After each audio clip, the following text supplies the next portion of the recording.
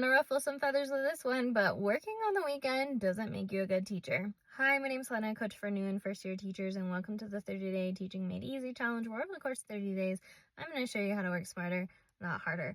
So working yourself to the point where you're burned out doesn't make you a good teacher. Working yourself to the point where you're working so many hours that you don't have a personal life and you feel mentally and emotionally frazzled to the point where you're spacing out after work doesn't make you a good teacher. What does? None of these do, so what does? The answer, only you can decide that for yourself. Society would have you believe that in order to be a good teacher, you have to go with a martyr identity, where you're constantly giving yourself for the betterment of your kids so that you can be a good teacher. But that's just not true. That isn't what is considered a good teacher. You get to decide. So I want you to take a moment and think about good teachers in your building. Are they the teachers that are sacrificing a ton of their personal lives, or are they teachers that have good boundaries? Most likely, a good mixture of both.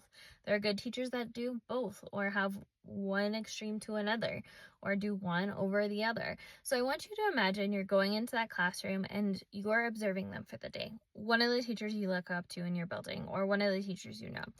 Now I want you to observe them throughout the day. What about it on how they show up makes them a good teacher? Is it because they listen? Is it because they show up in the moment? Is it because they're on top of things? What is it that makes them a good teacher?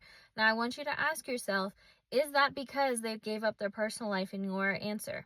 Most likely, no, that's not why. So the reality is, you have a choice to make. You can either go with society's definition of what a good teacher is, or you can come up with your own. My recommendation is to come up with your own.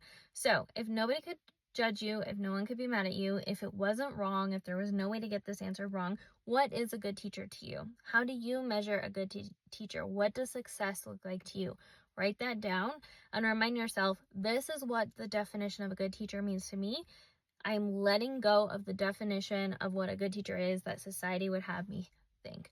If you found these tips helpful, make sure to comment prep, and I will send you my free prep guide. It's got my top 10 strategies to working smarter, not harder, and getting more done in less time. And make sure to follow for part 6, because tomorrow we're going to be covering what to do when you feel like quitting teaching mid-year.